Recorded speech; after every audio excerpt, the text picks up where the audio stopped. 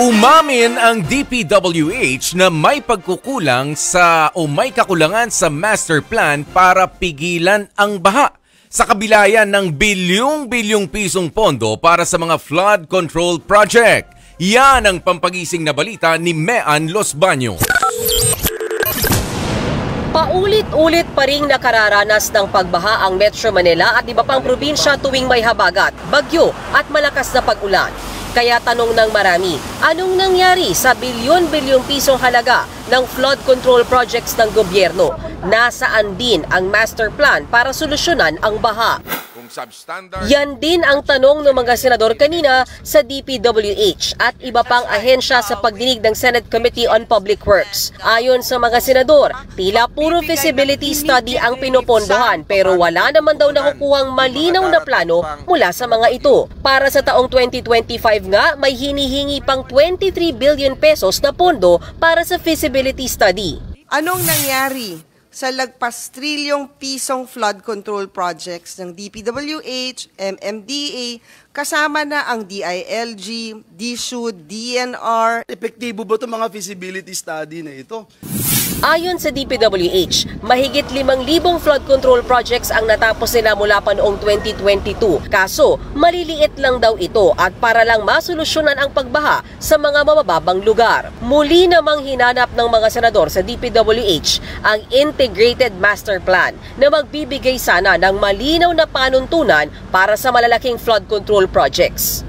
That there are several master plans already existing in the major river basins, in the 18 major river basins, in various stages of preparations. The updating of the master plan is still ongoing in some aspects. So there's an admission on the part of the DPWH that in fact a national flood control master plan still does not exist.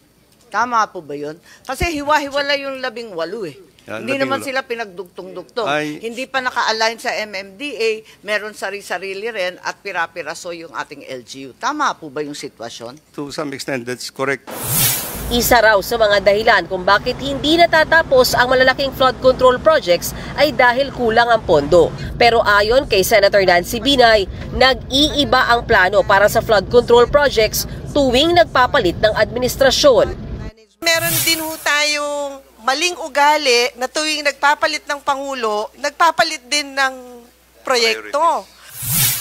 Sagot naman ng DPWH, tuloy pa rin ang 20-year master plan para masolusyonan ang baha sa Metro Manila na ginawa noong 2013 kahit nakadalawang palit na ng administrasyon. Makatutulong din daw sana na maiwasan ang pagbaha kung may dredging at desilting sa mga ilog. Pero di na raw ito halos nagagawa ng DPWH dahil tinanggal na rin ang budget para dito. This is the reason why yung lahat ng major rivers natin are silted and the riverbeds are very shallow. The riverbeds have become very shallow to a point that any downpour na tinatawag natin, mag-overflow po yung riverbanks.